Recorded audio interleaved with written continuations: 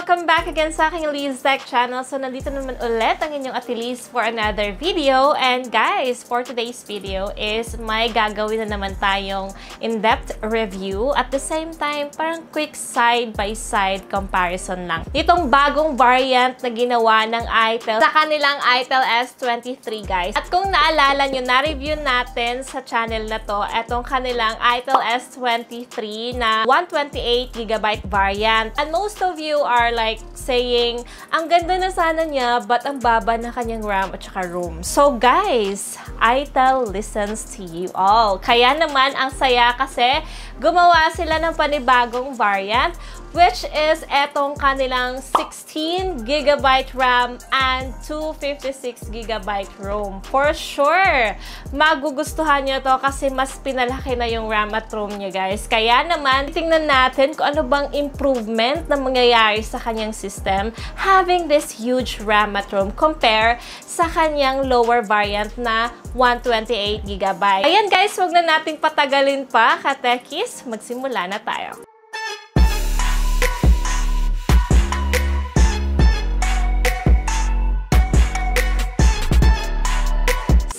Guys, as you can see, this is the box of the newest ITEL S23 256GB variant. Actually guys, same lang talaga yung laman ko anong meron dun sa S23 128GB variant nila. Meron din silang free clear case and warranties. Pati earphones may free din. So, eto yung dati, ITEL S23 128GB variant. At eto naman yung bago nila ngayon, which is the 256GB ROM variant and 16GB RAM. So, eto siya. At kung makikita nyo nga dyan, they're just the same actually. Although itong white nga is may color changing back design siya. And etong kanyang 256GB variant ngayon, the sky blue is hindi ganon. Pero kung titingnan nyo po sa kanyang back yung placement ng camera, they're just the same. Same lang din po silang flat yung back. Pareho silang magaan at comfy sa kamay. Then sa side niya, ayan, flat frame, same. Pati yung mga buttons, pati yung screen guys, makikita nyo, pareho lang din sila ng size dito sa 128GB variant nila. So, etong si ITEL S23 256GB variant, again, meron siyang 16GB total of RAM. So, may 8GB siya na RAM plus 8GB na extended RAM. Kaya total of 16. Unlike sa dati, 4GB lang yon plus another 4GB extended RAM, kaya 8GB lang yon. So, mas pinalaki na nga. So, alam naman natin guys, na kapag bigger yung RAM, mas better yung performance, mas smoother siya kasi hindi siya na-apektuhan kahit ang dami ng files sa phone mo or madami ng apps na ino-open mo, sabay-sabay, hindi maglalag. Ayan. So, yun yung maganda sa malaking RAM and of course, malaking ROM. So, ayan, makikita nyo nga dyan yung advantage of having a larger RAM at ROM, guys. Ipinagtabi ko yung 128GB variant at itong 256GB variant and makikita nyo dyan, guys, yung difference ng kanilang speed. Mas mabilis talaga kapag mas malaki na talaga yung RAM. Yung overall speed ng RAM niya increased by 10%, which is smoother for multitask processing and operation. At sa malaking ROM din guys, marami kayong ma-store na files, photos, even videos. Ano kapag mahilig kang mag-picture guys, up to 60,000 photos, pwede nyong i-store yan dito kay ITEL S23 256GB variant. Expandable din po siya yung kanyang storage up to 1TB. So ayan, sa RAM at ROM, mas better talaga ang mas higher RAM at ROM. So para sa akin, mas maganda na nga itong 256GB variant RAM nila. So about naman sa other specification, they're just the same lang din naman. 5,000 mAh battery pa rin. May 10 watts charging support.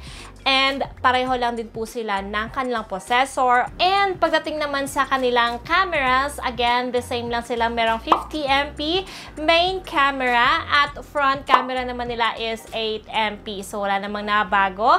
And there nga, guys, ipapakita ko na sa inyo yung performance ng ating ITEL S23 256GB variant camera performance. Very nice pa rin, no? Yung kanyang kanyang camera sa likod.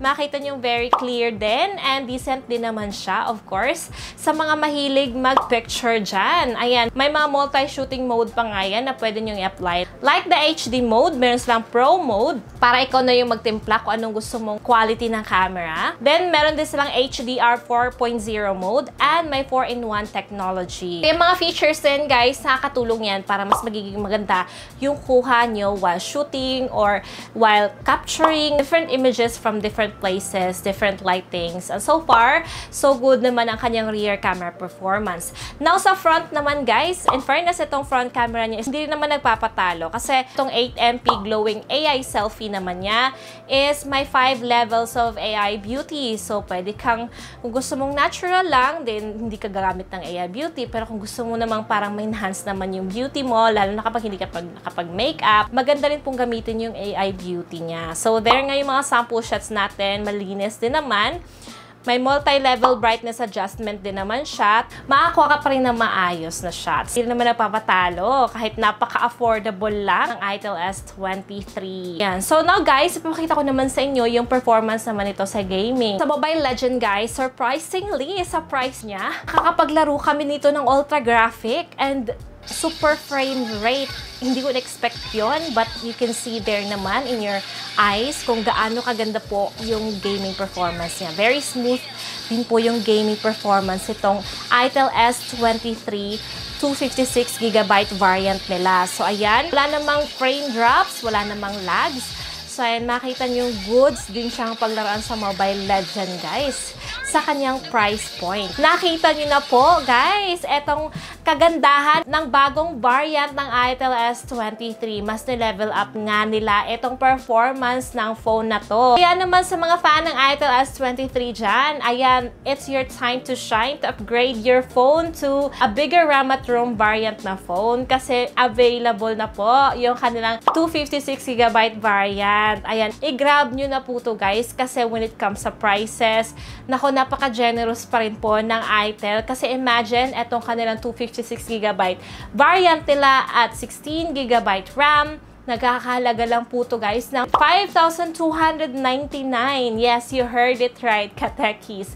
Napaka-affordable lang po niya and you can have the very stylish and trendy, exquisite design plus 256GB ROM pa na mas pinalaki na para mas magiging maganda yung experience, mas smoother. Para sa akin, sa ganong specification guys, napakasulit na po niya. And of course, again, may other variants pa sila. Yung lower variant, again, papapap ko dyan sa screen. Meron po sila 4GB and 128, which is 3,999. Meron silang 8GB and 128GB variant na 4,799. Nako, konting-konti na lang po yung difference, yung price difference. Pero para sa akin, mas go ko tong 256GB variant.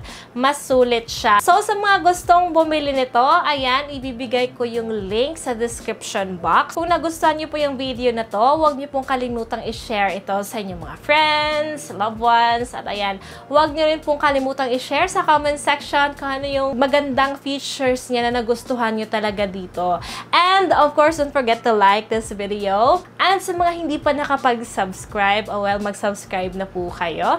So, yun lang po guys. Marami po salamat sa panonood and see you again till my next video.